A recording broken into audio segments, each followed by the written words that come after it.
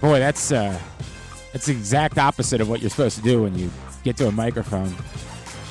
Bring that music. Yep, down. Yep. Just down a little bit so that it's easier for us to be heard over it, and then you can slowly let it fade.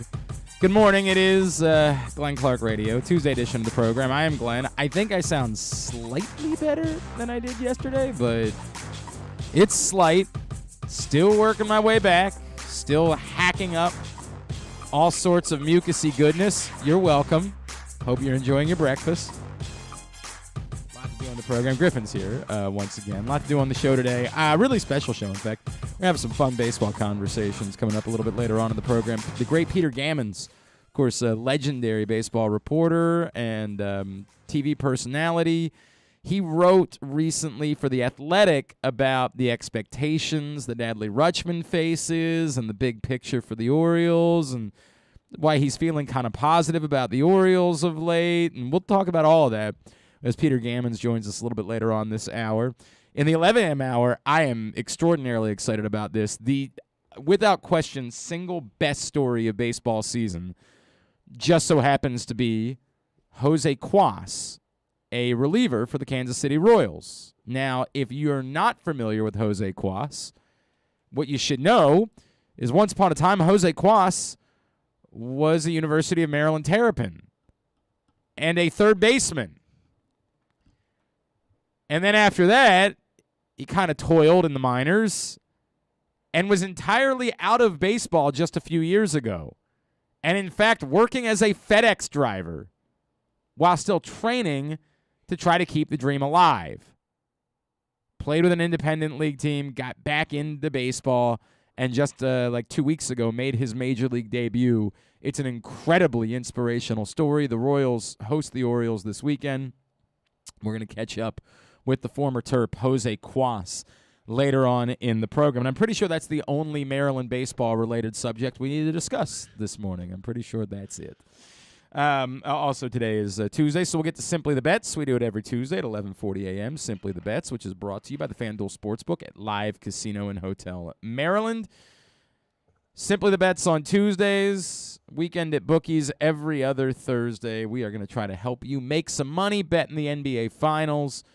Maybe as we look, half of the Stanley Cup Finals now set. Colorado smokes Edmonton, sweeping them out of the Western Conference Final. I mean, it wasn't a butt kicking last night. In fact, Colorado had to dramatically rally in the third period in order to force overtime. Actually, they dramatically rallied, took the lead. Then Edmonton scored late to force overtime. But ultimately, the Avalanche, who are loaded, just loaded, were able to. There you go. That's one. Should probably write those down. They were able to pull off the victory. So they're through. They're on to the Stanley Cup Final, where they await the winner between the Rangers and Lightning. Game 4 of that series is tonight as the Lightning try to even things up at 2 apiece while New York tries to take a 3-1 series lead. So we'll talk about all those things coming up on Simply the Bets as we try to help you make some money. Heartbreak is the word, but I know for a lot of you there are other words that are seeping in. Maryland baseball, in the final of the College Park Regional, they fall to UConn 11-8 and are eliminated from the NCAA baseball tournament. The story really is Maryland giving up 6 runs in the first inning after they had gotten 2 outs. The story really is Maryland simply running out of pitchers. This goes back to what I was talking about with Dane and Hughes yesterday. We don't want to discuss this because it's the way we've done things forever. There's always been these first weekend regionals where teams can play anywhere between 3 and 5 games. It's happened forever, and I get it. The idea is if you win your games, you're rewarded. You don't have to play anymore. If you lose, you're going to have to play more. But it's insane. We've never really cared about it much here because Maryland has so rarely been involved. And every now and then, like Coppin was involved this year, but they were out pretty quickly.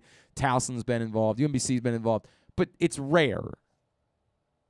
it's rare that you run into this scenario where you simply run out of pitchers, or where you do what, say, Oklahoma State did, and you just decide you're going to abuse the arm of one of your pitchers and their future be damned. Well, who the hell cares what you want to do with the rest of your life? You're going to go throw 130 pitches for us today after you literally just pitched yesterday. And if that screws you up long term, not my problem. I wanted to try to win a College World Series, so I'm going to worry about that. Maryland ran out of pitching, as is likely to happen when you're playing 5 critical games, including one that went extra innings just the night before as the second game of a doubleheader. You're probably going to run out of pitching at some point. Now, the rules are the same for Maryland as they are for anybody else, and so I don't feel bad for them because of it. But I do think it's a bigger question that should be debated and discussed by the powers that be within college baseball. Are we past the point where this makes sense? It's tough, right? How else do you get through 64 teams in a baseball tournament? Do you add another week to the season in order to play nothing but regionals or super regionals? I don't have those answers. I don't know. I really don't. But I know that it's not, you can say, hey, don't cry for Maryland. They ran out of pitchers because they lost on Saturday. If they had won on Saturday, they would have played, they could have been out of this thing in 3 games. Fine. I hear you. But now explain the Oklahoma State thing. And what Maryland could have done is just identified one pitcher and said, we're going to run the crap out of your arm. Screw you. They didn't do that. And because of it, they suffered. I don't have the right answers. As I said, that's the tagline for GCR. I don't have the answers. Glenn Clark Radio. Tune in to Glenn Clark Radio. I don't have the answers. I know it's a problem, and I know there are smarter people than I that could probably discuss it more at length and say, hey, just because this is how we always have done things, apparently some of us haven't read the short story The Lottery, and it shows. You don't just do things because that's the way you do them. You don't just choose someone from the town to literally sacrifice in hopes that it will make your crops better that season. Because, hey, that's the way we've always done it. No, you have to justify it. And this is increasingly difficult to justify. The bigger story for everybody else coming out of last night is what happened in the 8th inning. When Maryland had a runner on third base, 1 out, beat out an infield single that got them back to within one run, and then suddenly the home plate umpire said, not so fast. We all saw the play. We all lost our minds. Not all of us were really sure about why we were losing our minds. We know it was insane, but we didn't dive deep into what the actual rule is and whether it makes sense. And then some people, the hipsters, were like, no, letter of the law, this was the right call. And some of us even went as far as, no, this is always the call. It's a fairly common call. What you guys are just nuts. You guys are just dumb homers. And that's not actually the case. So some of us probably are dumb homers. That's not what happened last night. So if you're not familiar, weird situation, kind of a chopper up the first base line. Pitcher comes off the mound. Pitcher thinks about whether or not there might be a play at home plate. There very much isn't. And so the pitcher now attempts to throw the ball to first base. And I use first base in air quotes that you, if you're not with us on video, don't see, because the throw was nowhere near the actual first base. And the more I watched the video while I was arguing with folks last night, I realized what actually happened. The pitcher, in a panic to make a play, just threw the ball to the first white shirt that he saw. That white shirt happened to be the second baseman, who was a good 4 to 5 feet away from first base. The throw was of no threat or no opportunity to get the runner out. The rule that was applied was the rule that says in the second half of your run to the bag, you must run in the outside running lane. And so it was called interference.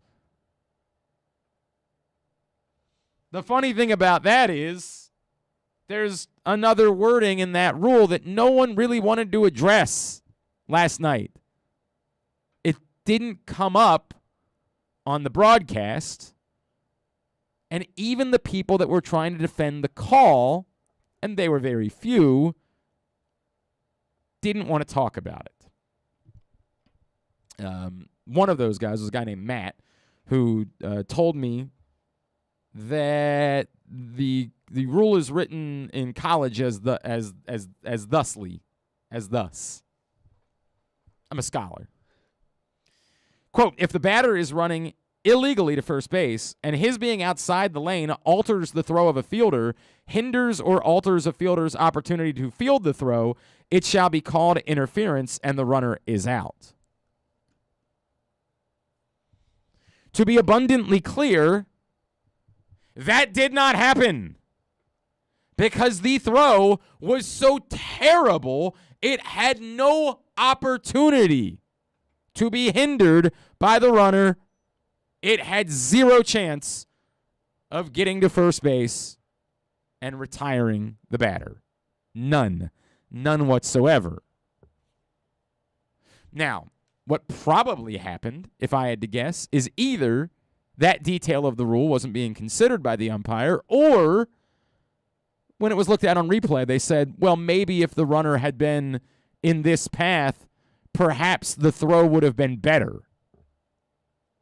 Which is, of course, utterly and completely insane. The idea that if the runner just slides over 3 inches, suddenly the worst throw I've ever seen would be on target is nuts. The throw was there to be made.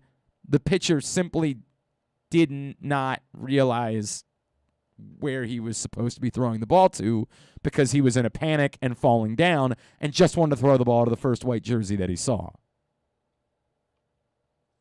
That part of the rule, as written, cannot be applied to the play that occurred last night. And it creates a bigger conversation because ultimately, as I said before, this isn't the reason why Maryland lost. Yes, having a runner on first, 1 out, and down by 1 in the 8th inning, they would have had a chance. A good chance? I don't know. They still gave up another run, as it turns out. I mean, I don't know how it plays out if they get it. The reason why they lost is because they couldn't pitch. They ran out of pitching. That's why they lost. But these are the dumb things that occur in baseball that never really get addressed. This is very simple. At every level of baseball, fix the rule. Explain to every batter that you must run in this lane or we're going to call you out. And we don't care if you hit a ground rule double, we're going to call you out. Run in the lane or you're out. There have always been very wonky things about baseball. You can overrun one base, but not the others. Once upon a time, you could barrel into a catcher, but not into a second baseman. A second baseman, you could slide cleats up at and try to spike them. But you couldn't barrel into them. You were only allowed to do that at another base. These are weird baseball things that we've just kind of always dealt with, but never actually dealt with. Either a runner's got to run in the running lane or not. Fix the rule. Because the rule, as written, absolutely should not have been applied last night.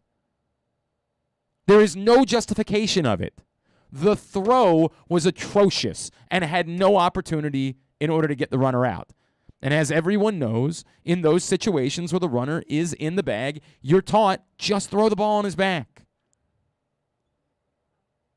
If the runner is not giving you a lane by which to throw the ball on his back. The pitcher couldn't have done that last night because he had no control over the throw that he made. It was wildly out of control because he was wildly out of control. But if what had actually happened was that the runner was interfering with his ability to throw the ball to first base, you just throw the ball on his back. Then the call's easy. The runner did prevent you from being able to make the throw. The throw you made would have gotten to first base had it not been for the runner in the fielding lane or the throwing lane. But this is abundantly simple. If the rule is supposed to be that the runner runs in the running lane, make that the rule. How hard is this? How far out of our way do we have to go? Make that the rule. If the idea is we are trying to keep players safe, I understand why we say, well, that's why we're not going to adjudicate it if there's no play at first base. If there's no play at first base, it's not a safety issue, so we don't have to worry about it.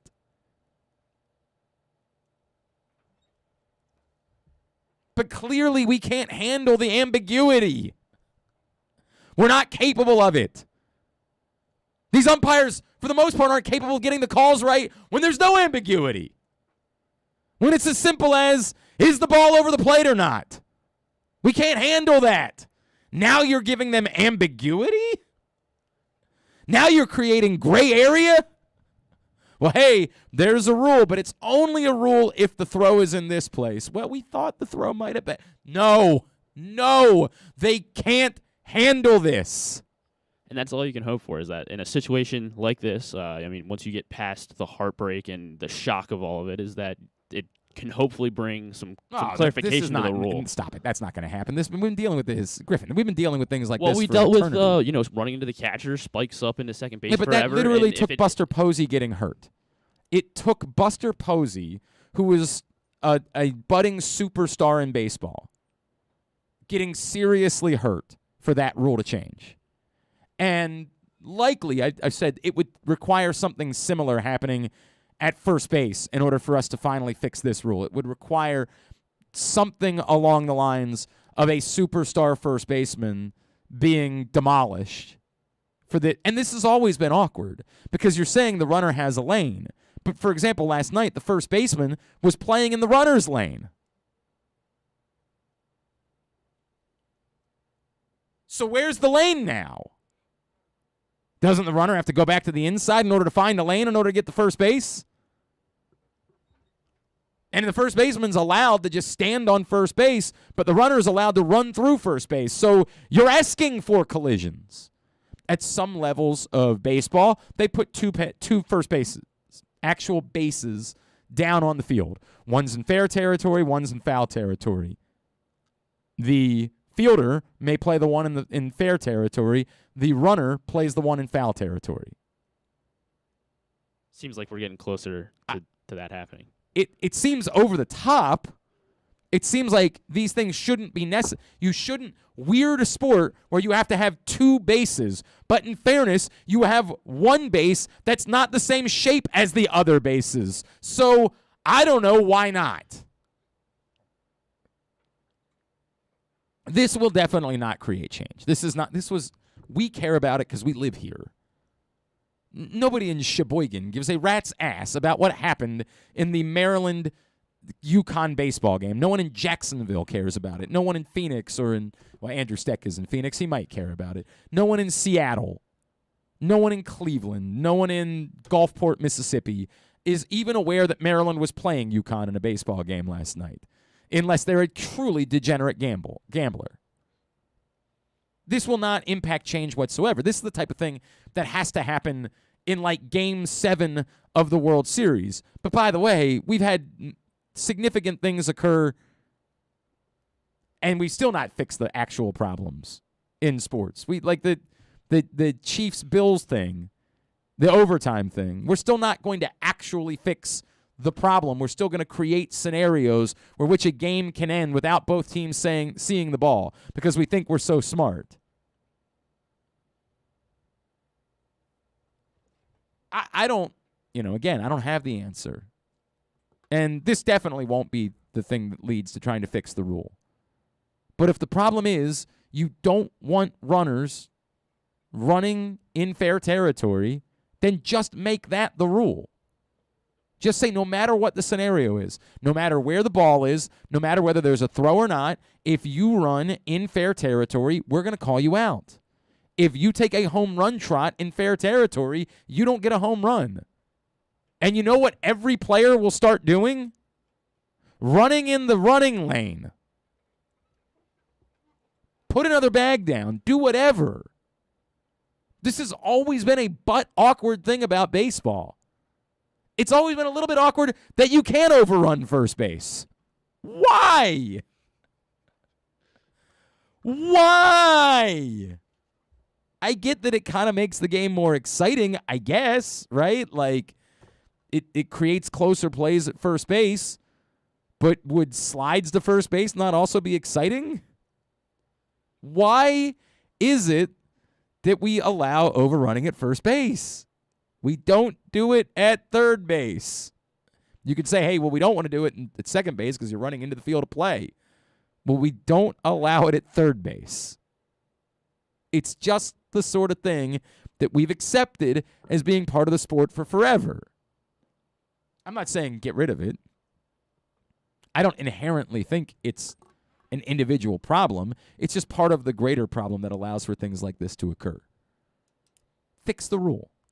Fix the rule. But there's no defending that from last night because you have to look at the throw.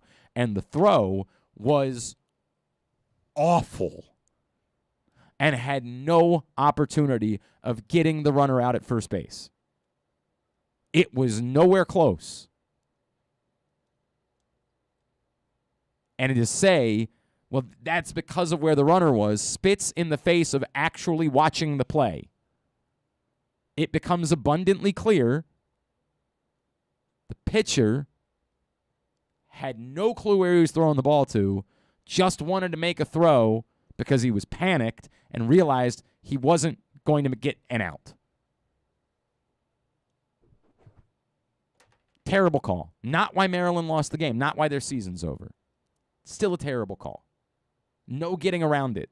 No feeling like you know more about baseball than everybody else does addresses that. No thinking everyone else is just a stupid Maryland homer can solve that. The people that are yelling or screaming and losing their minds on social media might not understand why it was a bad call. They might be saying some things like, well, what's the runner supposed to do? Well, the rule says what the runner's supposed to do. But it also says the fielders got to make a throw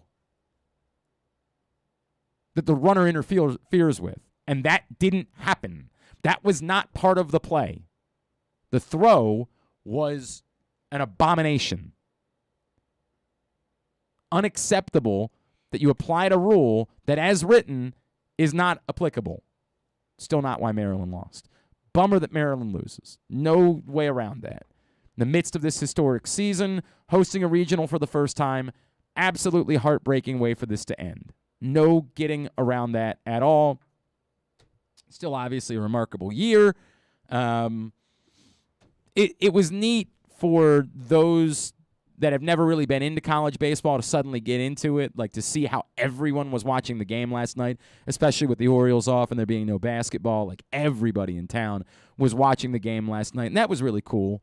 I've liked college baseball for a long time. I was out in Arizona. Arizona State was really good, and that was like the first time. I mean, I went to Maryland baseball games when they were dreadful some 20 years ago. I'd like to not admit that number. I went, but I didn't really fall in love with it as much as it was just something to do.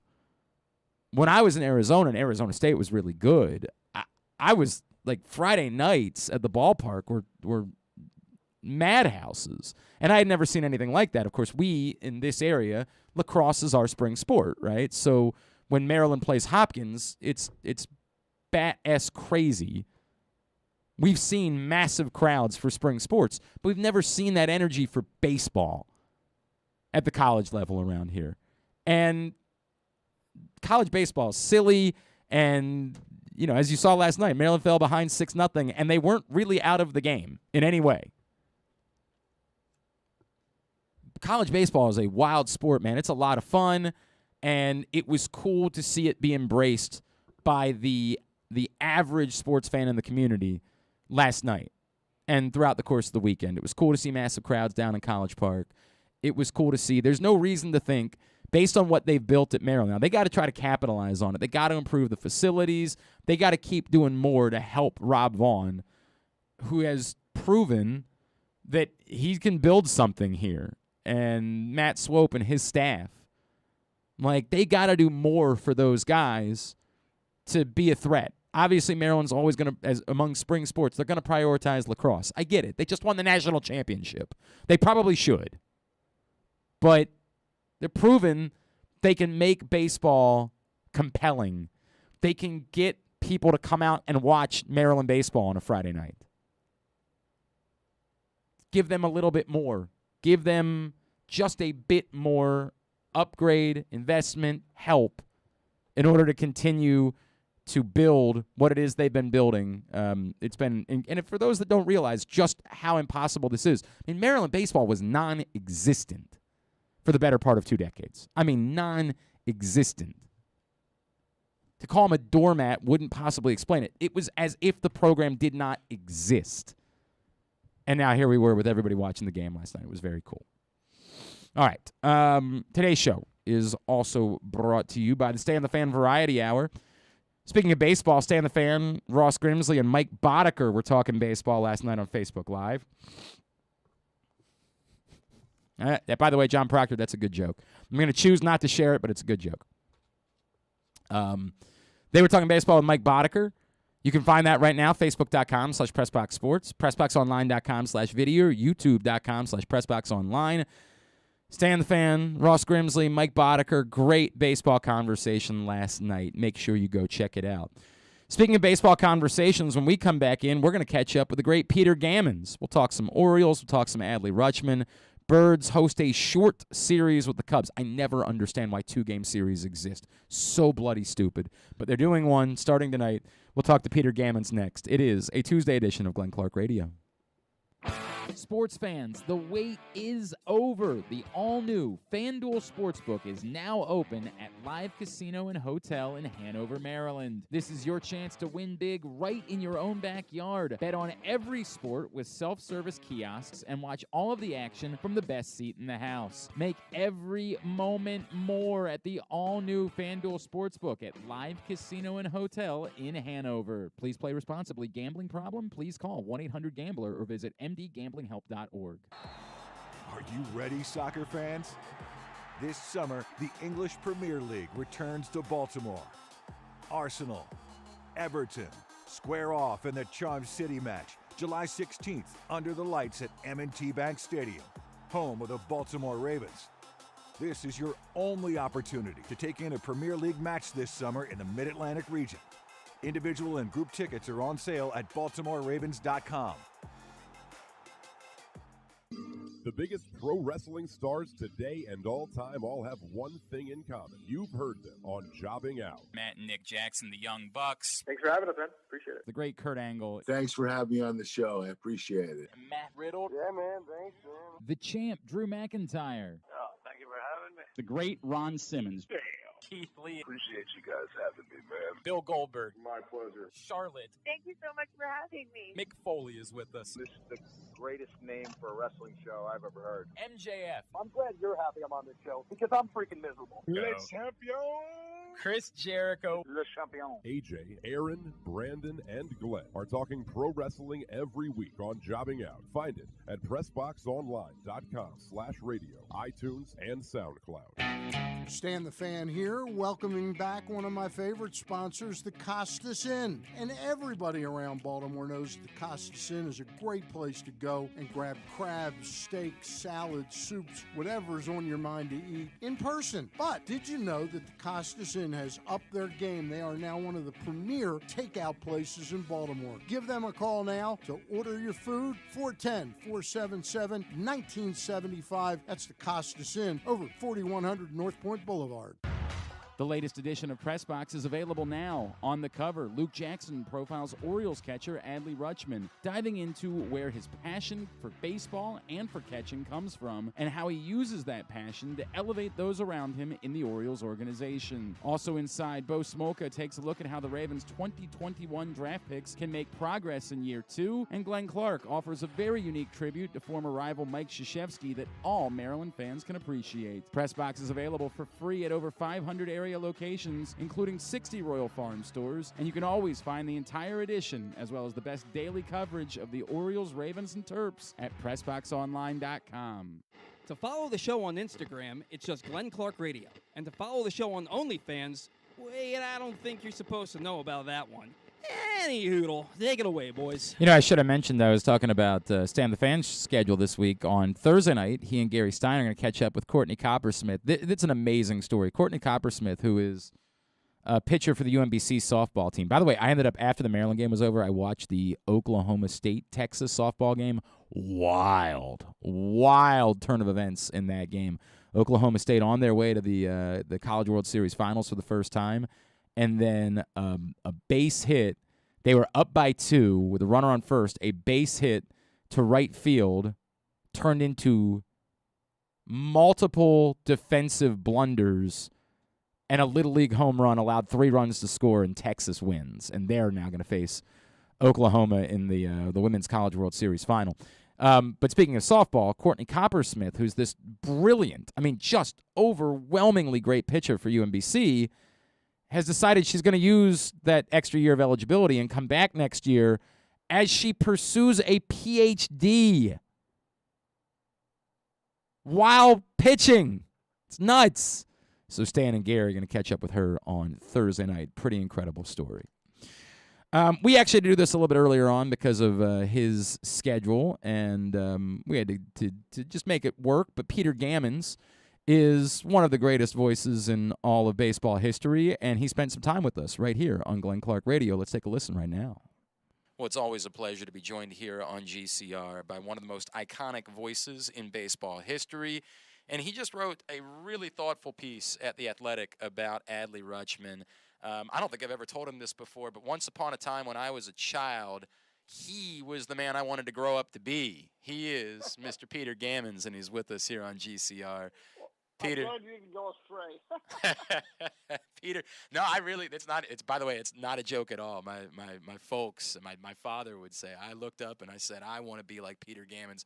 He gets to talk about baseball on TV. There can't be anything better than that. That's got to be the life.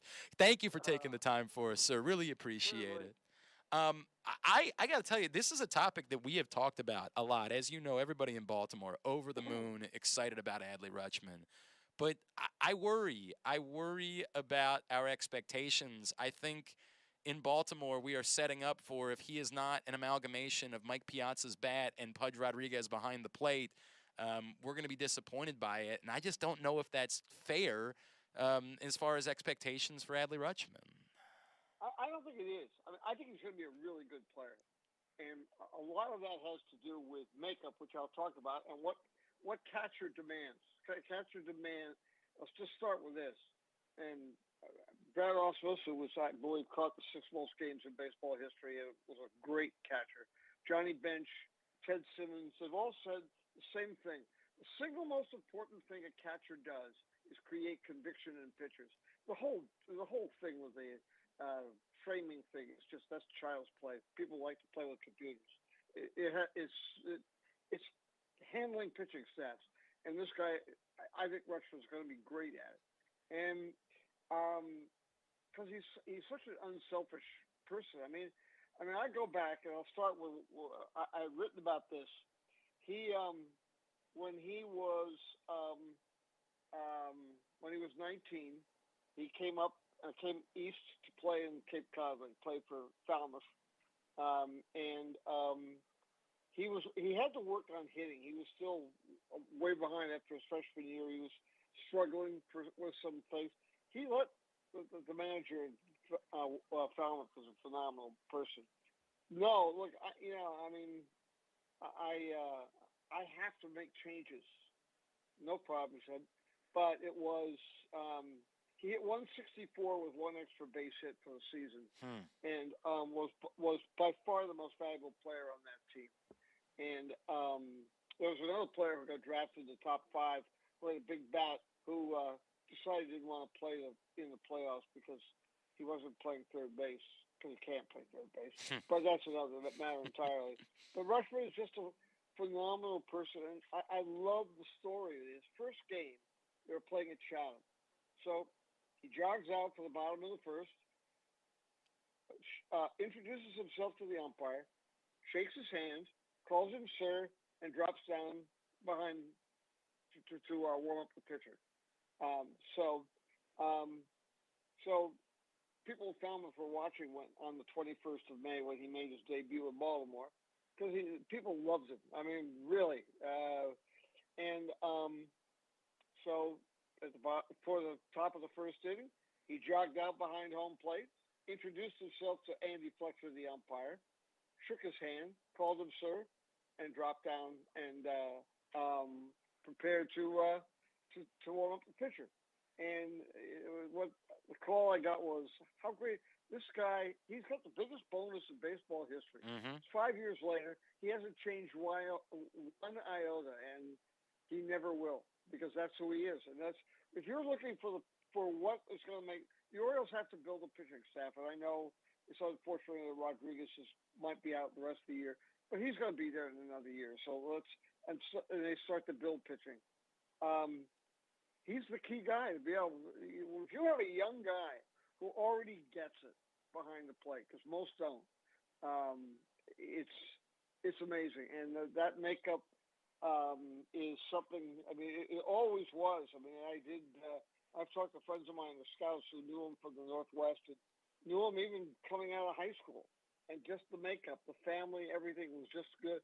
I think it's great. Just appreciate what he is and what he does. That's most important. I mean, that's what counts.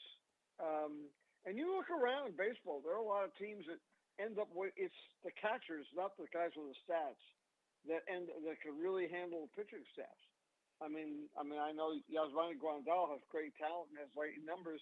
It's funny how he doesn't always catch a lot in the playoffs, because pitchers are, it's about winning, and pitchers winning in the playoffs, and that's, how catchers get judged really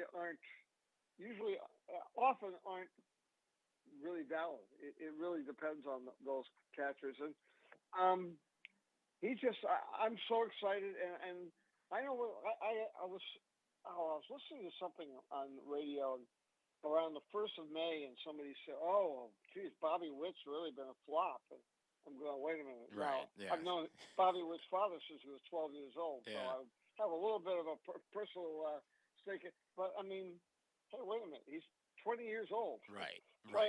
But he's going to be a great player. And I'm not saying he's going to be right-handed George Brett. I'm not saying Rutschman is going to be better than.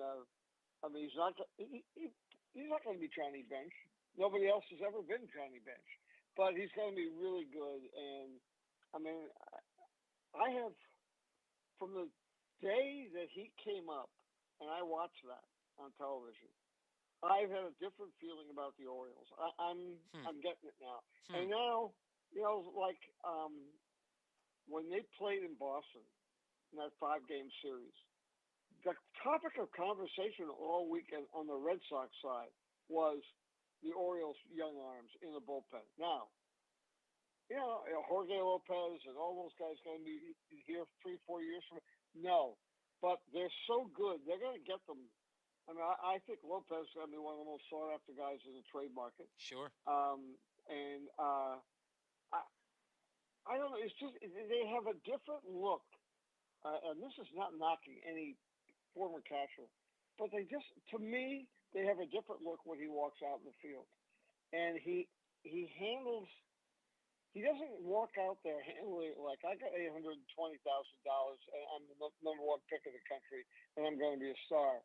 He handles it. The guy that, and I wrote about this, the guy he reminds me of as a player on a team is Buster Posey. It worked out okay. Yeah, that's a very, I mean, he is he's one of those people he's really different. He's phenomenal. I mean, you know, in his first full year, he did win the World Series, but he's just got instincts, and the Giants were always contenders with their pitching staff whenever he was there. And I think a great catcher who is so team-oriented changes the nature of a team. And, I mean, in my mind, there's no doubt that Posey is a Hall of Famer, and anybody who played with him would tell you the same thing. Sure. And I'm not going to put Rutschman into the. I'm not going to put the burden on him to say he's going to be a Hall of Famer. But I think when the Orioles are ready to really turn the corner in 2 years or whatever it is, we're going to really see how important he is. He is Peter Gammons. He's with us here on Glenn Clark Radio. We're going to link up on our Twitter account at Glenn Clark Radio his story from The Athletic about Adley Rutschman. Peter, if I could, I want to go a couple places based on what you said. One, and in the story, you know, somebody references a comparison to Matt Wieters, and it's such a touchy subject here because Matt Wieters was a really good baseball player, and darn right, and was a cornerstone piece of the best Orioles teams that some of the young people in my company have ever seen in their lives. And yet, there are a percentage of people in this town that if you bring up Matt Wieters' name, they say the word bust because of the insane expectations, the Joe Mauer with power, the Jesus in cleats that we thought that Matt Wieters might be, or some of us thought that way. Well, you know, but a lot of things happen to it. First of all, Wieters' build, it's really hard to be a catcher when you're when you're tall, and it's hard. I mean, catching. Pudge Rodriguez has like the perfect catcher's build. Mm-hmm. Actually, you know, my buddy Brad Osmus had a great catcher's build, and it's hard. Plus, he had the Tommy John surgery. He's a switch hitter, which complicated what he does professionally, but he put his soul into his pitching staff all the time, whenever he played. And I think back, you know, Matt Wieters, let's see, there was a playoff series in which the Orioles faced Justin Verlander, Yep. Scherzer, Yep. and David Price. Okay. They swept them. Yeah, I couldn't remember if it was Porcello or not. Yeah, that's a good call. And Porcello was on that staff. He just didn't pitch it. But, I mean, to me, that's one of the most amazing playoff series that I can remember in the last decade. And, you know, Matt Wieters a big part. They really pitched well in that series. And, you know, there weren't a lot of big names coming out of that Orioles pitching staff at that time. But it's great to remember. And, you know, I reference it, Peter, because I guess the question becomes, if Adley Rutschman is more like Matt Wieters, who, again, was a really good baseball player, and we have to say that every time we talk about this, does this rebuild work in the AL East, going up against what you're going up against? Can you get there if Adley Rutschman doesn't become more like a Buster Posey or, you know, a Pudge Rodriguez type of player? Well, I think it's up to the Orioles organization to draft the right players and, you know, maybe get a steal in one of those. I mean, I look at Lopez, and the game is so different. I don't mean to harp on him. He's such a great guy to start with, but his stuff is nasty. Mm-hmm. But you think about him, the way the game is today, it's not just going out and getting a closer. Matter of fact, I mean, other than Pittsburgh, I don't think there's one closer that people talk about being on the market that is somebody you would really trade up for. And he won't get traded because he isn't even arbitration eligible for 2 more years. So he's staying in Pittsburgh. So what you're looking for is as many matchup pieces as you can get. And I look at the Orioles with Bautista, the left-handed. I mean, they've got some really good matchup pieces. I mean, Lopez on the Red Sox, the Giants. Sure. There are a lot of teams Sure. for whom he would be very, very. Matter of fact, I know that the Red Sox would love to have him. Alex Cora is a huge fan. They're from similar area in Puerto Rico, and I think they're both from Cuas, and he loves them. But I mean, the Orioles could do this. I mean, and I think it's going to be interesting. Henderson will be up probably in another year. And he's only 20 years We'll see old. with some of those outfielders and so forth. But you surround them with the right guys, and you start, you get the arms, you take some chances. I think that the fact that they have 4 or 5 big arms in the bullpen right now is testament to they can go out and scout and find arms. So you develop them. Sure. And, so we'll see what happens. I just don't think – I have to say,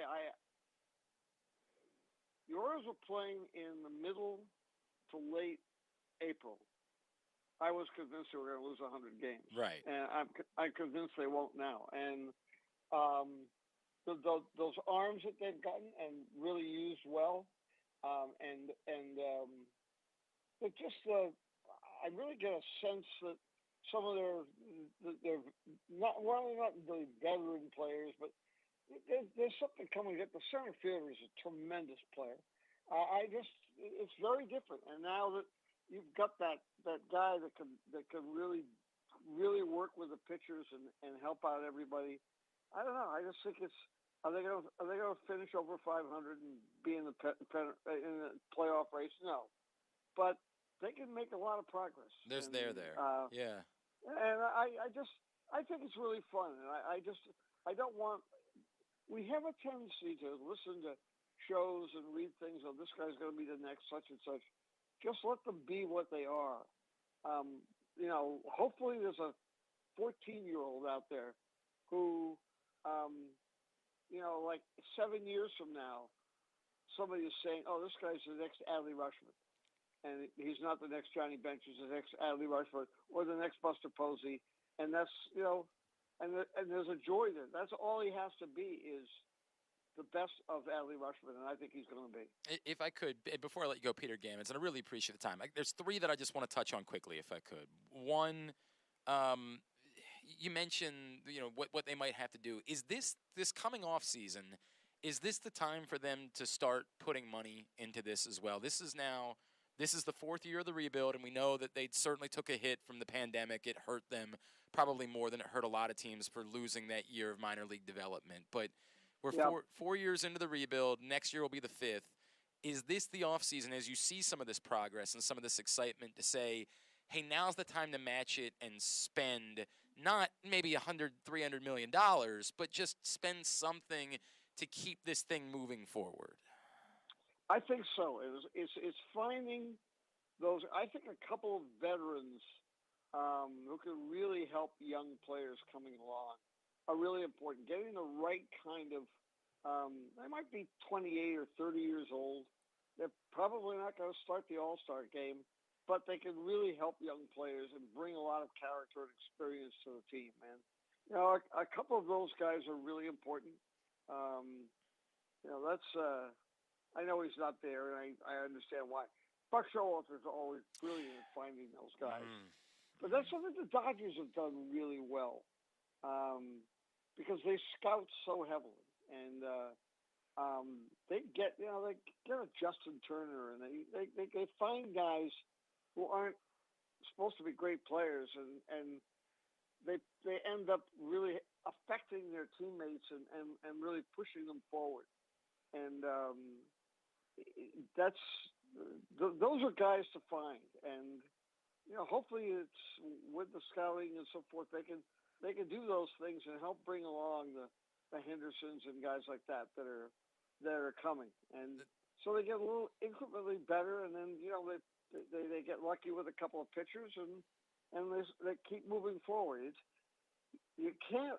I think what a mistake the Orioles would make would be to try to say, okay, we're going to jump right into the playoffs next year. Right. Because that's, to spend, if it's going to be $200, $300 million for Xander Bogaerts or guys like that, I'm not sure Bogaerts would be a great player for the Orioles, but I'm not sure that $300 million would be best spent that way. Right. It's best spent, and I think very important, which I'm told they're doing now, which they really didn't do for quite a few years. Get back into the international market. Oh, it's. And I think Sig really understands that. He's a really smart man. I think that you're going to see you'll see that. I thought it was interesting, the ballpark, the club that he used to run when he was with the Astros, the old Tri-City, whatever they are. That was where the former Vanderbilt Flash pitched on Saturday night. Oh, Kumar Rocker? Really? Yeah, he threw very well. A very good friend of mine. Boy, he's interesting. He is knows interesting. We'll have to see because the medicals in the past have not been great. But, matter of fact, they're a little scary. But, if the operation was really good, we'll have to see after 4 or 5 starts where he is. But he'll be an interesting guy in the draft. I don't think – the Orioles are drafting way up further, and they won't go that way. Although I see the latest it's really interesting to see the latest projections on the draft. And it'll be very interesting to see where the Orioles go there. I'll wrap with this, Peter, because you talk about the type of player they could use, and it always confuses me when Orioles fans start talking about trading Trey Mancini because I just don't think there's much to get for Trey. As good as a season he's having, and he's having a wonderful season, and we adore Trey Mancini in this city for every reason. He is a 10.5 as human beings go. But I just don't know that there is that much that you can get in the Trey Mancini trade because most teams seem to think they already have that type of player. So I'm always befuddled by this because it seems to me like the best scenario would be to try to keep Trey Mancini around to be that guy that you're talking about. I couldn't agree more with you. I think Trey Mancini is an important human being to have on your team. And just speaking of the draft, I'm fascinated by this. If you're looking for another character person in the Rutschman mold, Jackson Holliday. Really, Matt Holliday's son, of course. I'm a great believer in the whole Holliday family, grandfather on down, and his father's one of the best people I ever knew in baseball, and he's been brought up right, and he's an amazing talent. So, if you're building those guys that. Like, you look at the Giants won 107 games last year. They didn't have any stars, but they all have guys whose agenda is just to win. And, Brandon Crawford doesn't need any more money. He just wants to win. Mm-hmm. Evan Longoria, he wouldn't even know how much money he had anyway. All he does is just walk up and play baseball and love it. And Mike Yastrzemski and so forth. I mean, I'm loving for Jackson Holliday at shortstop and Adley Rutschman behind the plate. It could end up playing out that way. I know everybody's in love with Andrew Jones' son. I know that's I know that. The hot name. I'm sure he's very talented, but what you have for makeup over time, it's you look at those Yankee teams starting in '95 when Buck Showalter was still a manager, and he had assembled with Paul O'Neill's and a couple of guys like that, and he brought Derek Jeter up just to be major league ready by just traveling with the team the last month of the season. What was built for Torre, and Torre did a great job, but that was not a team. I don't think they ever had anybody hit 40 home runs. What they had were just a bunch of really good baseball players who were there only to win every day. And assembling that, I think that will be I'll be really interested to see how it goes for the Orioles, because there are those of us who once loved going to either ballpark. Yeah. I love the old ballpark as well. And love Baltimore, and when Baltimore was a great baseball town, it was that whole Red Sox Yankee Oriole thing was so great that I still hope that it can be recaptured again, and we can be back to the world of the Flanagans and Ripkins and Palmers and so forth. Peter, you've given us so much time this morning. Is there anything I can plug for you besides checking? No, I'm just happy. Believe me, I just be so happy to see. To see every team in the American League, since I live on Cape Cod and I go to Boston all the time. I just love seeing the American League East really good, and I want to see it five. I want to see 5 teams. And a couple of those years where you won the division if you beat the Orioles enough. Now that's not the only time that's ever happened in baseball history. When I was a little kid, I saw the Red Sox lose 20 out of 22 to the Indians in a year when they won 108 games. The Indians, but it's just much more fun when it's competitive, and I mean, people up here, because it's so expensive to go to Boston, they'll fly down. Well, we know. We know. Well, but it's fun, And thankfully they spend a lot of money at businesses down here. Actually, we do appreciate it. Well, we used to have a thing where, when obviously before Washington came back, and there were a whole bunch of people who worked in Washington, mainly in politics, that they wanted to come down for Red Sox and Orioles games. So they were looking for a name. They contacted me, and I told them it had to be. They wanted a name of somebody who played for the Red Sox, Orioles, and Senators, and the old Senators. It had to be Willie Tasby, who once took off his cleats in the outfield because there was a thunderstorm coming. He wanted his cleats attracting the lightning. And so they had the Willie Tasby fan club. They used to take 2 buses and come down from Washington. One of them was even Gene Orzo, later a great labor leader for the union. And it was that's the whole thing with the Willie Tasby fan club and the Baltimore fans screaming at all these Washington politician types, and then it was just so much fun, and they were good. They really were. This was in the late '70s when the Orioles had great teams, and the Red Sox weren't bad, and it was just sort of fun, and that's the way it should be. Toronto's a great city. Tampa attracts a lot of people from New York and Boston.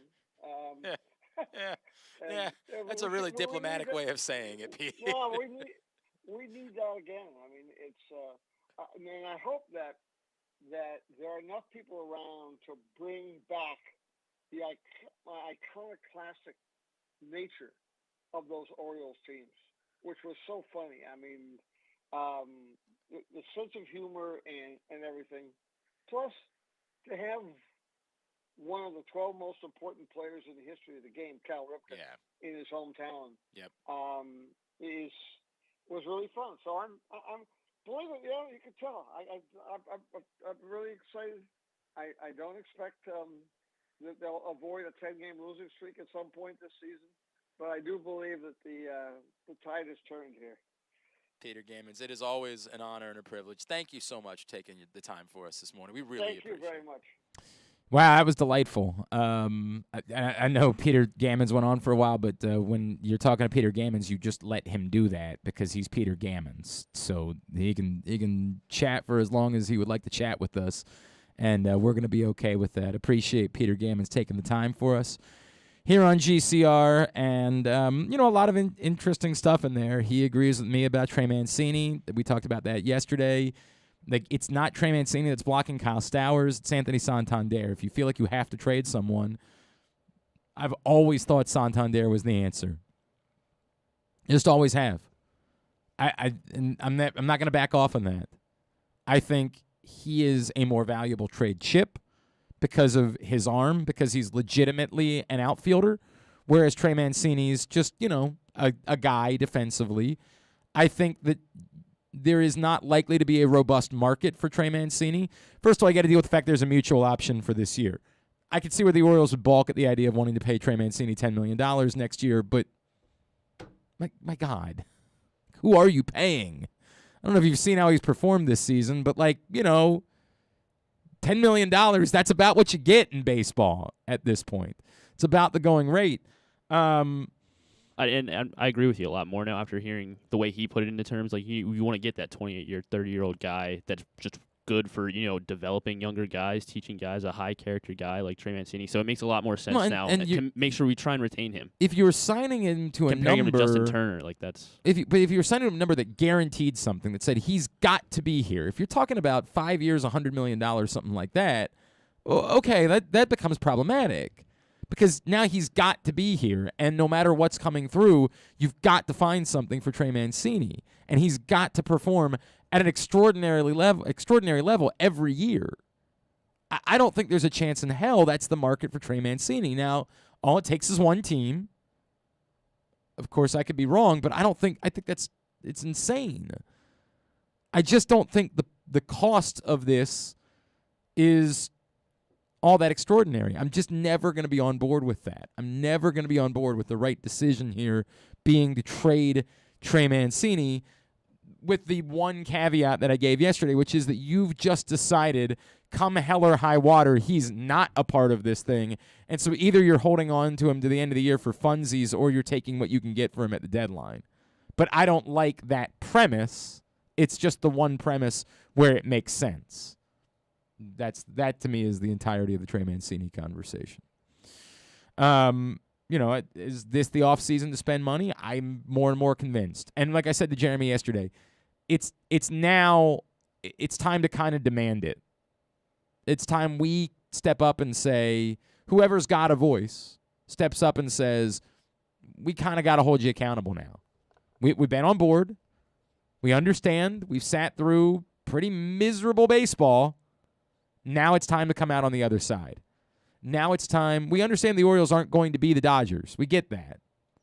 But it's time to spend some money on something. I think the answer is pitching, which the Orioles have been reluctant to do in their history. They have not cared to spend real money on pitching in their history, ever. I think it's time to change that. That doesn't necessarily mean it's, again, the top guy on the market, but it's real money spent on pitching. All right, hour number 1 is in the books. Hour number 1 of today's show has also, every now and then, I think I'm coming out on the other side, and then it's also been brought to you by the print issue of Press Box, of course, as we were just discussing, Adley Rutschman, who Peter Gammons is very excited about. Says might not be Johnny Bench because Johnny Bench is the greatest catcher of all time, but he's going to be really good. Adley Rutschman, why is he so good? Why is he the way he is? Luke Jackson dove in and found out on the cover of this print issue of Press Box, and you only have 1 more week exactly to get your hands on it before it's gone forever. And only I may be able to find it. Now, if you want to pay me hundreds of dollars to drag one of these print issues out of the vault. If you want to pay me too, that's no, that's not allowed. We will. You'll get fired. Only I'm allowed to take advantage in such a way. I'm sorry, Griffin. If you want to pay me, I'll tell you what. I'll tip you 10%. Yes. You may do that, but you can get it for free right now at your neighborhood Royal Farms or any of the hundreds of locations around town where you find Pressbox. Read it all. PressBoxOnline.com.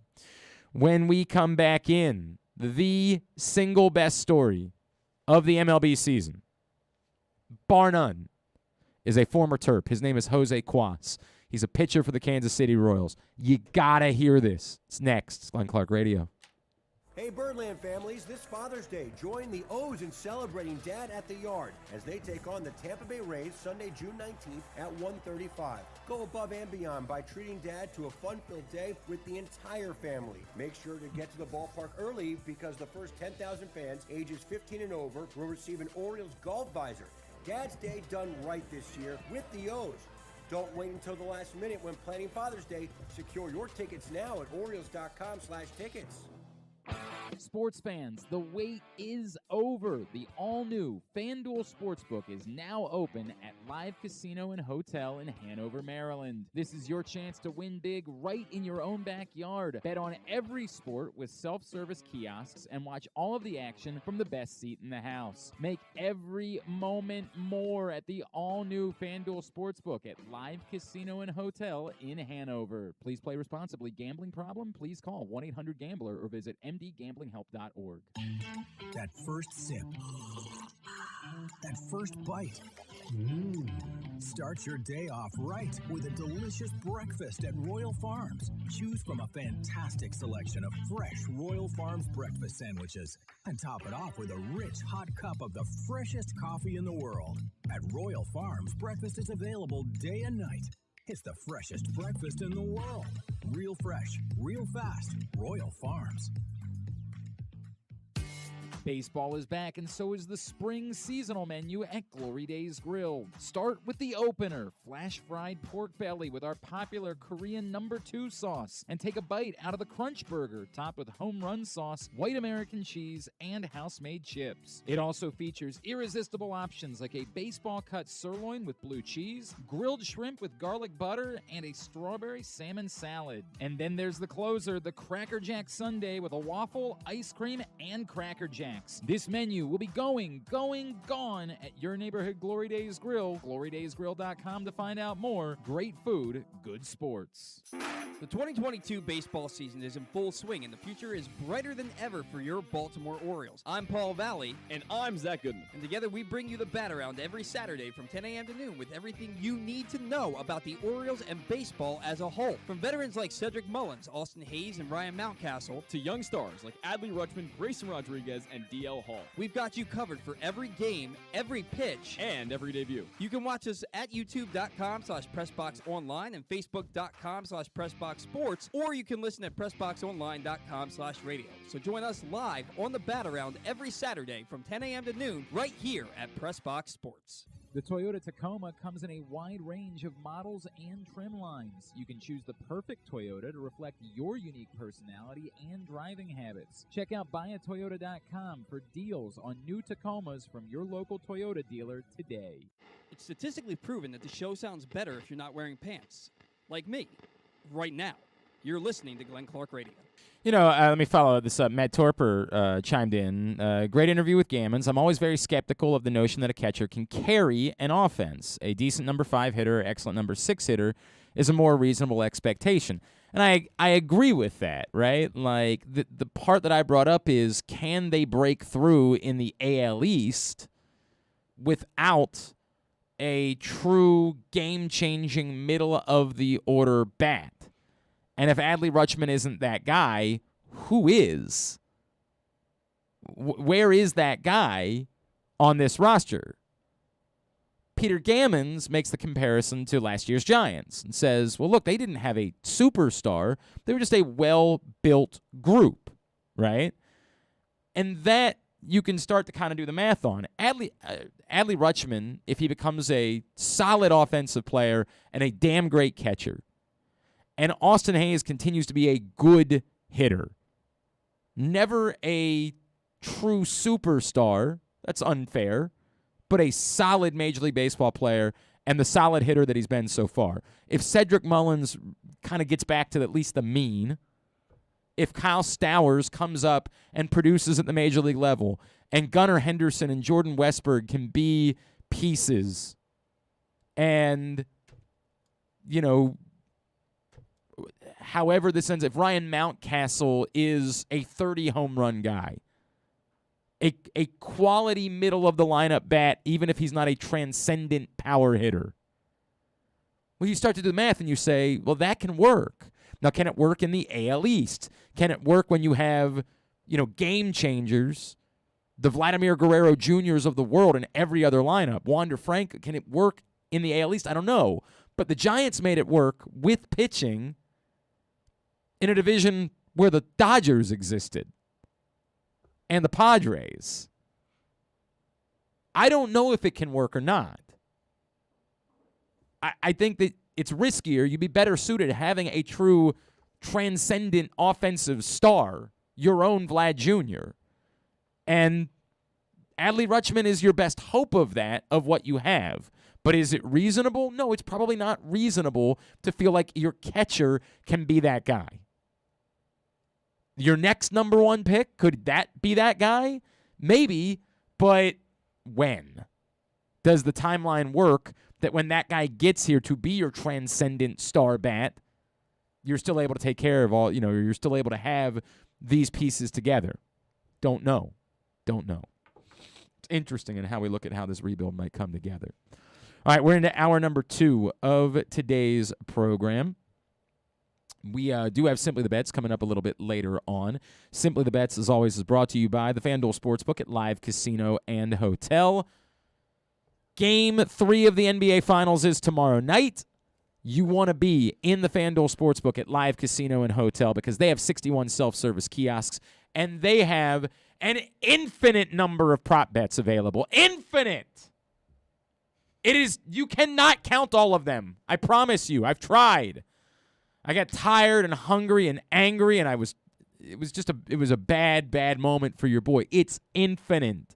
So many chances for you to make money betting on obscure things. Will the total points scored in a particular quarter be an odd number or an even number? There's no way for you to get an upper hand on such a bet. It's a true 50-50 proposition. Why not have some fun? Live a little. Feel alive. Get down to the FanDuel Sportsbook at Live Casino and Hotel Maryland.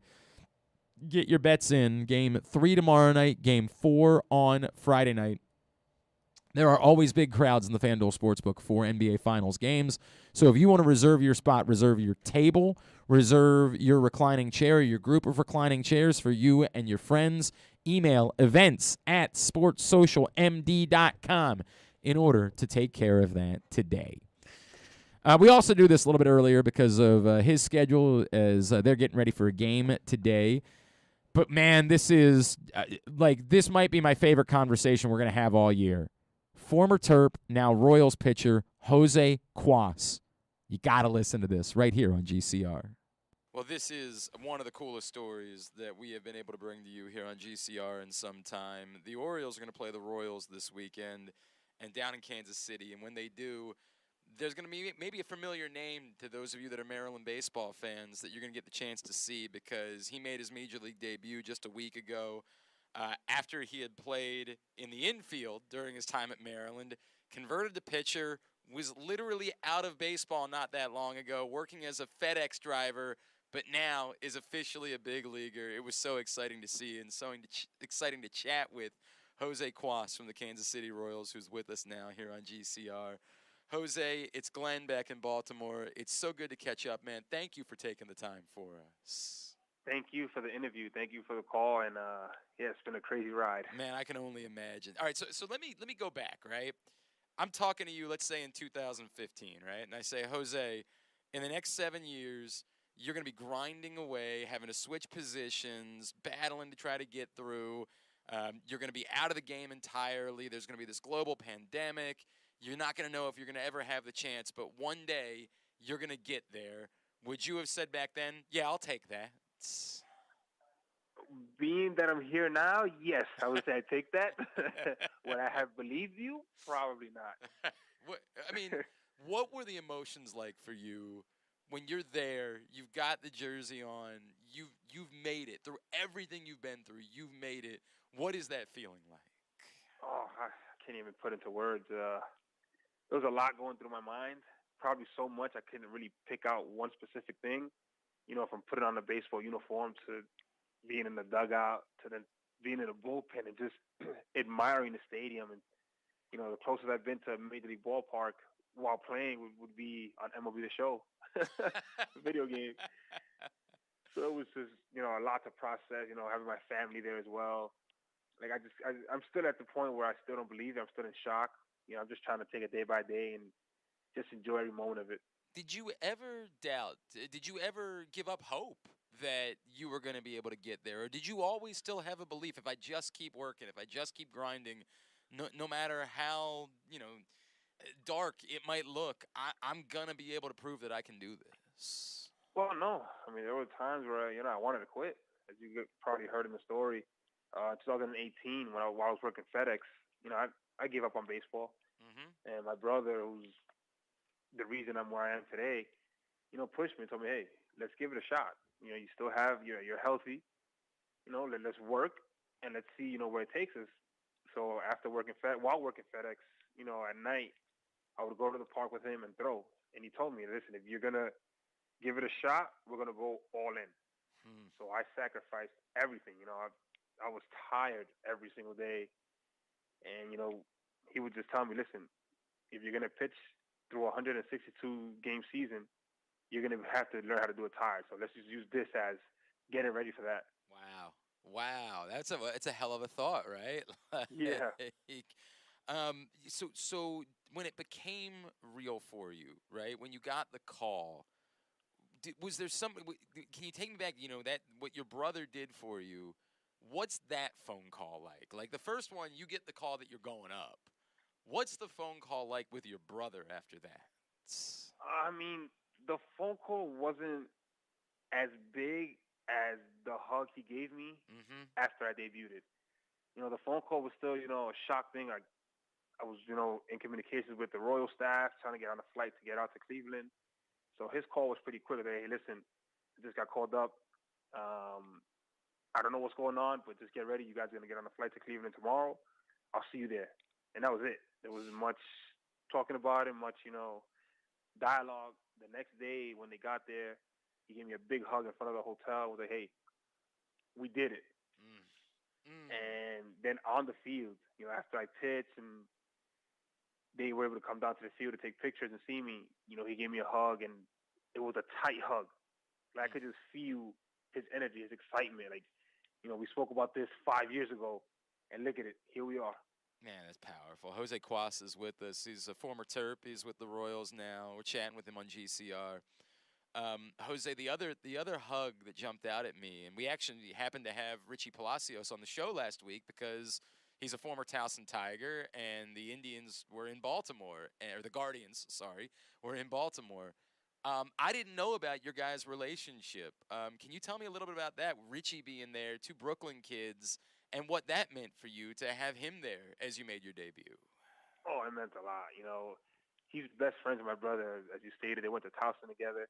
I grew up playing against his brother. So, being from New York, we joke around a lot as kids. And to give him a hug in a Major League uniform on a Major League field, it's very emotional. It was a happy moment for us. It's things we dreamed of as kids. For us to be living in that dream now, it's amazing. Bro, it's giving me goosebumps just you talking about it right now. Yeah, it's crazy. And then the other part of your story that jumped out and meant so much to me, I admit I'm a father of two. My youngest just turned 5 yesterday.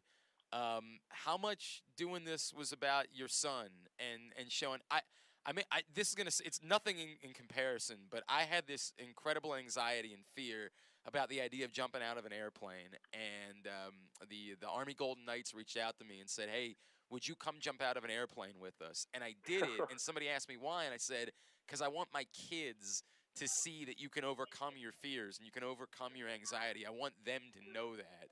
And hearing about what this meant to you with your son really blew me away. How important was that for you as you continued to push, Jose?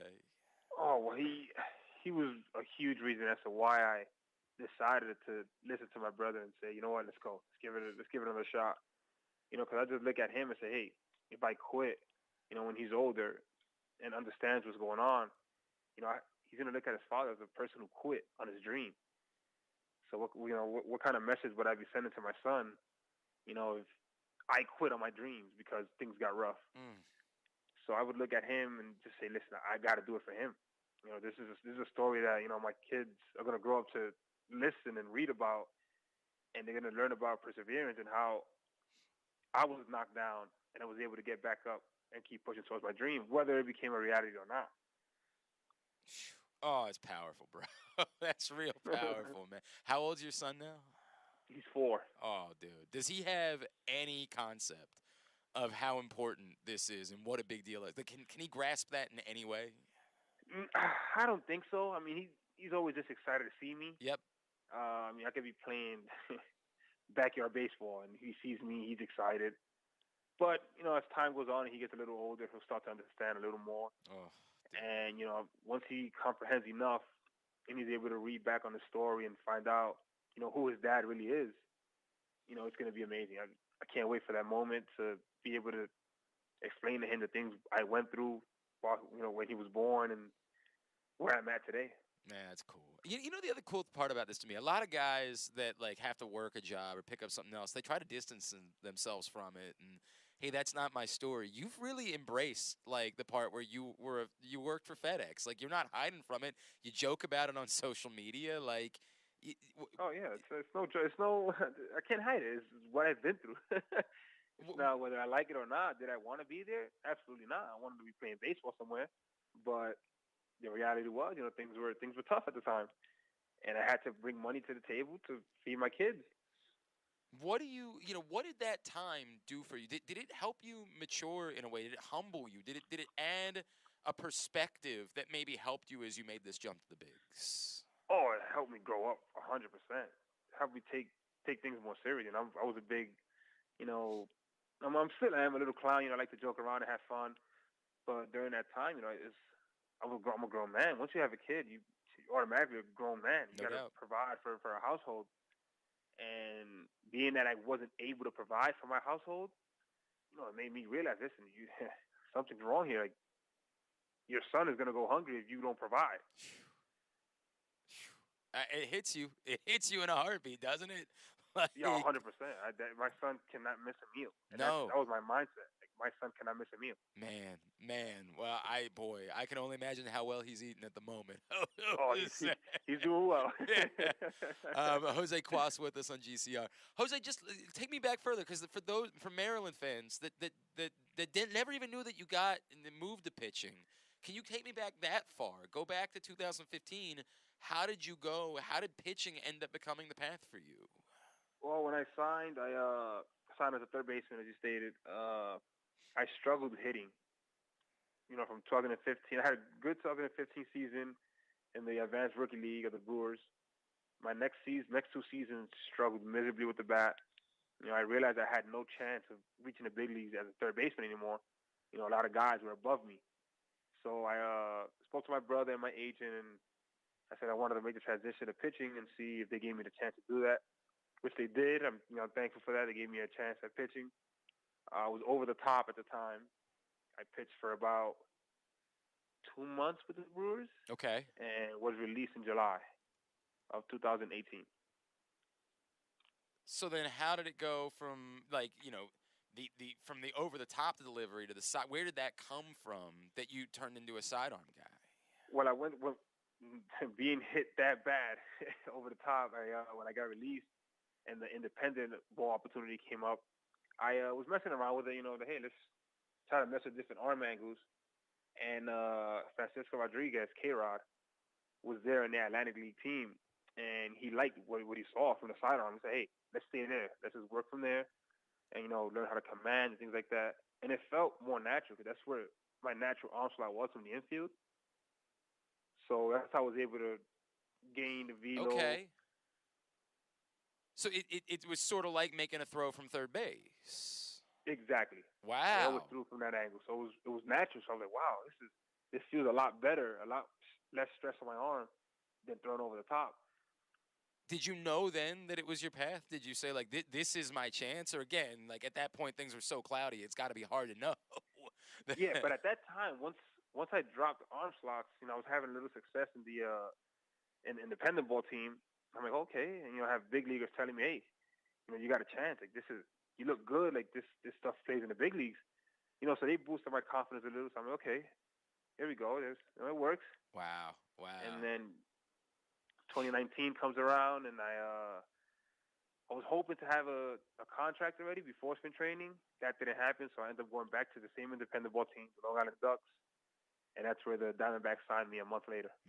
Man, that's crazy. And Francisco Rodriguez, who did spend a little time in Baltimore, among the many stops in his career. Clearly, when a dude like that's had that much success gives you a little piece of advice, you're probably going to listen.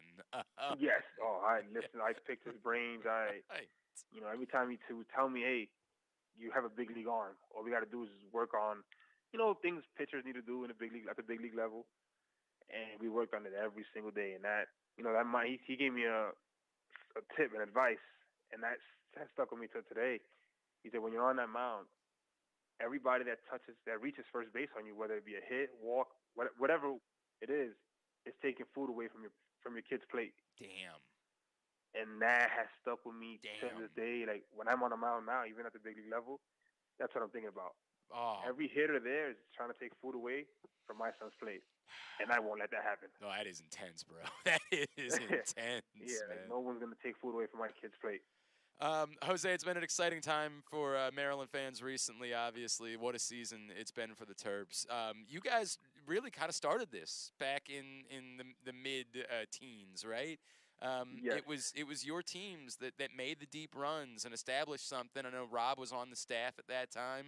What does it mean to you to see this have continued now on for the better part of a decade, what you guys were able to establish at a place where, let's be honest, baseball was basically non-existent at Maryland for a long time? What does it mean to see to see it continue the way that it has now for the better part of a decade, and with Rob now taking over? Oh, it means a lot. It means I'm beyond happy with the success they're having. It's something that when I was recruited to Maryland, that was the plan. Our class to put the school on the map, for them to be recognized as a baseball school.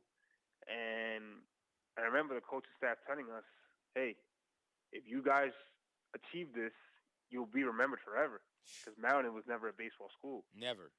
And here we are a couple years later, and, they're hosting a regional. And I feel like we opened that door, Coach Vaughn, Swope, Papio, all amazing guys, a group that will do whatever it takes to help the team, to help each individual player. Like, I still stay in contact with them, and I'm beyond happy. I'm excited for them. That's awesome. And by the way, a pretty hell of a roster you guys had back at that time, right? Like, yeah. What's Brandon Lau done, right? Like, what's Lamont Wade done? Like, exactly. Pretty decent group you guys had on the field today, and for you to now be joining them in the bigs, man, it's just so cool. Jose, I can't get enough, man. Your story truly gives me goosebumps. I can't. I guess we got to when they inevitably make the Jose Cuas movie. Who do you want to see play you? Like who's the actor that you say that's the guy I want playing me in the movie?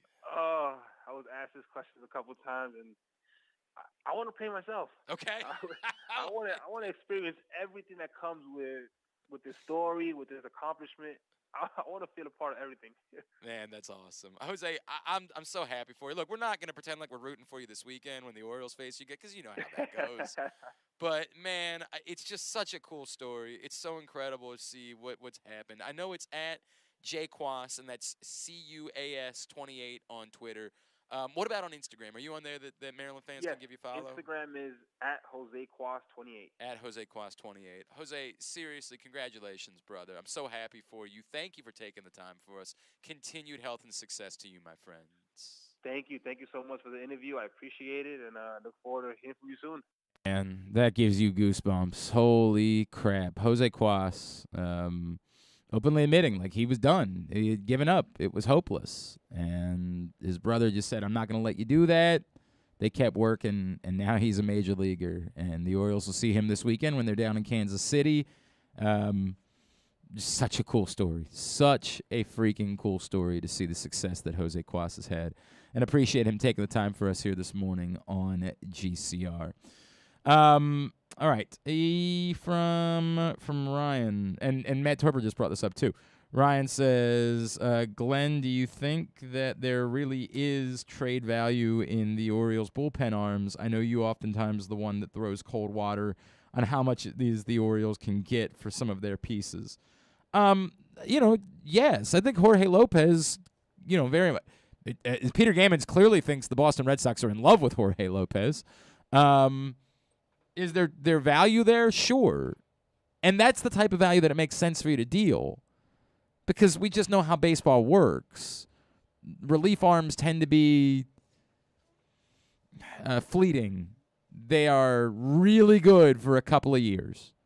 Now, if next year's team is one that you think is supposed to matter, and when I say matter, I don't mean like win the World Series or necessarily compete for the division, but be good enough to have a chance, then I don't think you want to just dump every relief arm you have. But if one of these guys, if it's Lopez, for example, can get you more than you would have possibly fathomed him getting you, then yeah. Yeah. Of course you make that move this year at the deadline. Of course you do. Not all of them. You don't leave the cupboard bare if next year matters. If you're not there, and boy, that would be a bit of a gut punch, then you trade all of them. As many of them as you can. You take whatever it is that you can get. But trading one of them for a haul far bigger than you could have possibly expected, and I still want to be careful about that. I don't think you're getting game-changing pieces, but I'd absolutely believe that you could get something for a Jorge Lopez, because that is a priority for look, starting pitching is always the biggest priority. Starting pitching is the thing you can always do well for. Beyond that, relief arms are always in demand. You got to go really far down the list before you get to positionless bat. There's just not the demand for that. But starting pitching, always. A priority position, shortstop, second baseman, center fielder, catcher, relief arm. Corner infielder, outfielder, positionless bat. That's kind of the list in order of where you can find value. Sure, absolutely. You 100% could get something. And again, what that is, don't get yourself too excited that that's a top 20 prospect, throughout baseball. It's some team's top 20 prospect. It might be some team's top 10 prospect. But don't get too excited about what that is. It's just, it's worth doing with one of these guys because you're of the belief that you can find another Jorge Lopez next season if that proves to be the case. Now, you also need him to continue to pitch well over the course of the next month and a half or whatever it's going to be before you make the move. So that is relevant. That is relevant in this conversation. All righty. Why don't we go ahead and get a tidbit? Tidbit brought to you today by your local Toyota dealer and buyatoyota.com. Whether your focus is luxury and comfort, convenience and technologically advanced connectivity, their sporty performance, and aggressive styling, we've got the perfect Highlander for you. Check out buyatoyota.com for deals on new Highlanders from your local Toyota dealer today. What is that shirt, by the way? The shirt I'm wearing? Yeah. It's a Maryland wrestling shirt. Maryland wrestling. What's your connection with Maryland wrestling? One of my best friend's brothers wrestles. Oh, very Maryland. cool. Yeah. Very cool. All right. And it's just Maryland. It says Maryland on it. So well, I understand that, but can't get better than that. I'd never seen that shirt before, and it's a Maryland wrestling shirt. I like it. I'm in favor. I'm also oddly wearing a Maryland shirt today. We didn't coordinate that beforehand. This was just more I'm wearing blue shorts, so I needed another color that would go with blue, and black works with blue. So I decided to wear a black polo today, and it just so happens to be a Maryland black polo. So of course I have a Maryland related tidbit.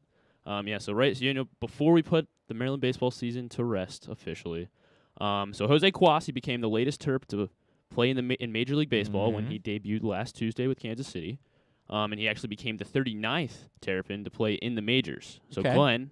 Name all 39? Yeah, name all 39. No. Literally all 39. But there have been 10 Terps this millennium to make it to the bigs. Okay. And I think you should be able to name the most recent 7. Well, I don't know who the most recent 7 might be, but all right, so Cuas, obviously. Yep, Cuas is there. Kevin Smith. Got him. Saying the most recent 7 makes it tricky. I'm going to still assume that Brandon Lau is within those 7. Yes, he is. It's 2009 was the Lamont Wade. Lamont Wade, yep. Got 4. 3 left. I'm going to guess Brett Cecil is still within that. Correct. 2009. Known as John Means Day now in Baltimore. May 5th, 2009, Brett Cecil debuted. Because that was the day he threw the no-hitter, yes. Yeah. There's a couple of guys that I'm wondering if they fell in that time frame. Who you Oh, think? Adam Kolarek definitely was in that There time you frame, go. right? Yep. On my 17th birthday, he debuted. Oh, how about that? He's probably thinking about that too. Yeah, he was. when he made his debut. There's a big gap there, 2009 to 2017. 2009 to 2017 Yeah. before someone debuted Yeah. again. Yep. So So Cecil to Kolarek there. So there's one more. Yeah, there's one more that you're missing. Was within the last 3 years. Oh, Shawarin, right? There you go. Yep. Yeah, 3 years. Shawarin. 3 years to the day, June 7th, 2019. You know, I'm glad that you told me that because my next guess was going to be that I don't remember what years Justin Maxwell was, but that was going to be my next guess. I should have made it 8. He would have been 8. He would have been the 8th. Yeah. I mean Maxwell, that, but that now 2007. once you get back to it was 07. Yeah. So it was just outside that. Mhm. Once you get back that far, the list of guys gets fewer and further between, and it's kind of depressing.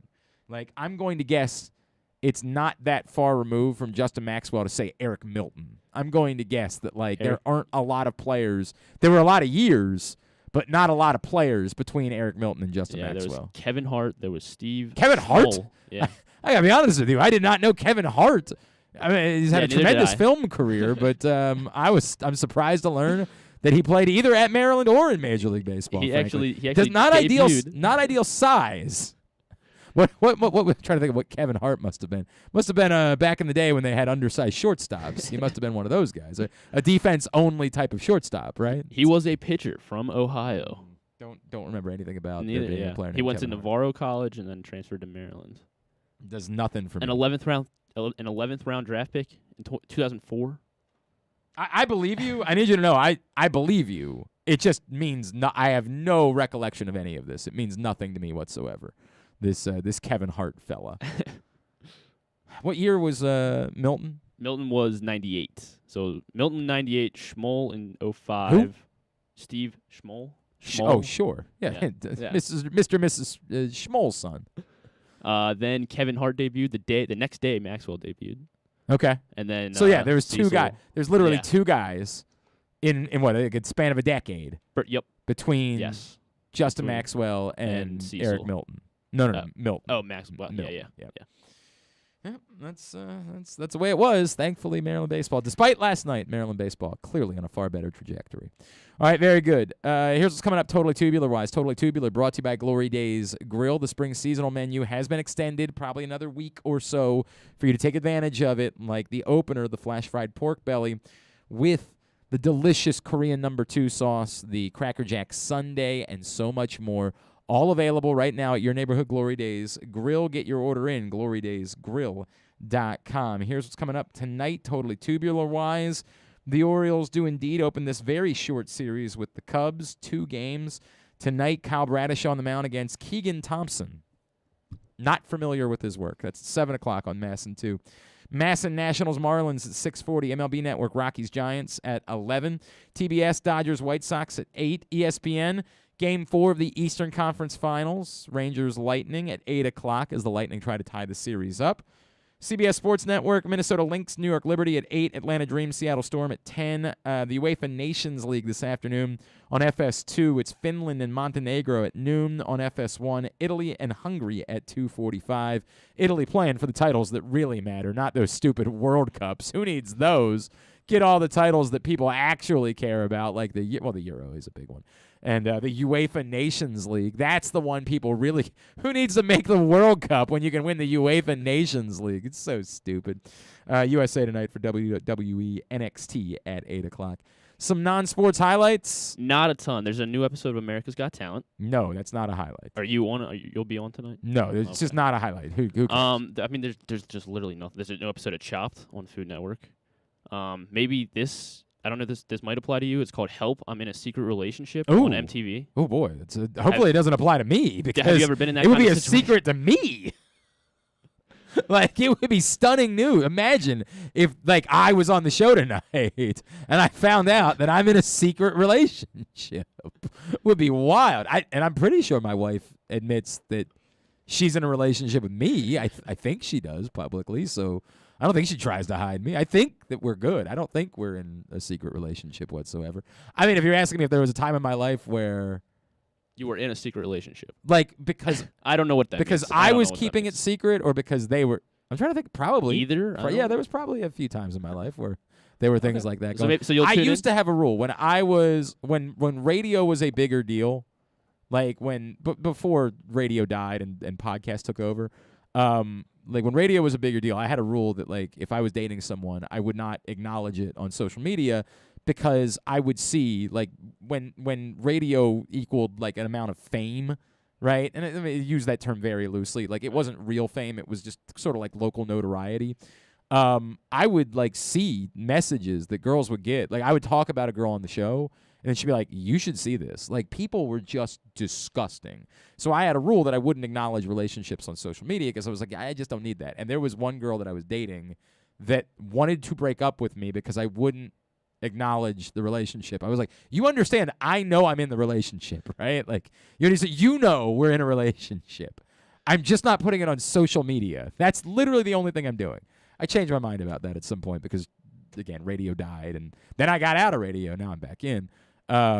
So it doesn't matter the same way. It's not the same risk that it was once upon a time. It'd be a far bigger risk if I was like a popular YouTuber than it is being on radio. Not nearly the same as it was. Is that in the cards for the future, popular on YouTube? I seriously doubt it. I don't think I'm ever going to be the guy that goes down and breaks down the Johnny Depp Amber Heard trial. I bet in order to get a bunch of. I might be. That's the funny. I was talking about this. We had somebody in yesterday that I was talking about who might be helping us in the future. And I was like, I could probably do these things. I'm just not going to.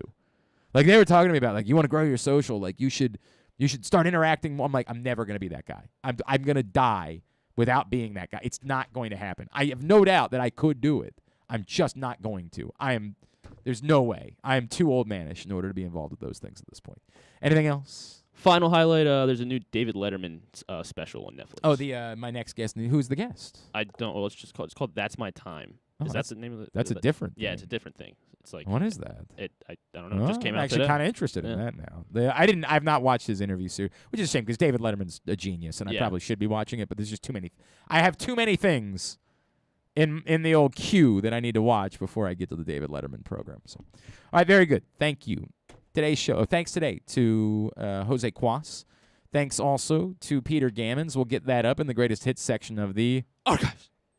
We gotta. You need to deliver it better. We need more of a. Okay. Keep working on it. All right, Workshop it in front of the mirror at home, in your underpants. I like where your head's at. Like I like the idea. It just needs more on the delivery. Okay.